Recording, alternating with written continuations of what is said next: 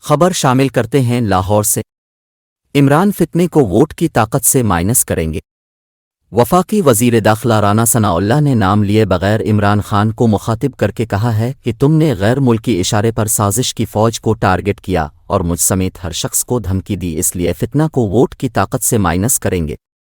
فیصل آباد میں یوم تکبیر کی ریلی سے خطاب کے دوران انہوں نے کہا کہ اس شخص نے ہمارے خلاف جھوٹے مقدمے بنائے مگر ہم ڈٹے رہے۔ یہ لوگ ہماری شرافت کا ناجائز فائدہ اٹھاتے تھے اور اس نے نوجوانوں میں نفرت کے بیج بوئے۔ رانا ثناءاللہ نے کہا کہ جناح ہاؤس میں لوٹ مار کرنے کے بعد آگ لگا دی اور لیپ ٹاپ لے گئے جس میں حساس معلومات تھیں۔ یہ کلب وشے سے کم نہیں ہے، اب کہتا ہے مذاکرات کریں، اب کسی پی ٹی آئی ورکر کے گھر پر حملے کروانے کی سازش کر رہا ہے تاکہ عوام کو جذباتی کیا جائے۔ انہوں نے کہا کہ اللہ تعالیٰ نے اس فتنے کو ظاہر کر دیا، سیاست میں نفرت کا بیج بویا، اس بے شرم نے میرے خلاف سزائے موت کا کیس بنایا۔ معافی صرف انہیں ملے گی جن کا جرم قابل معافی ہوگا، جن کا جرم قابل معافی نہیں وہ ناک بھی رگڑیں تو معافی نہیں ملے گے۔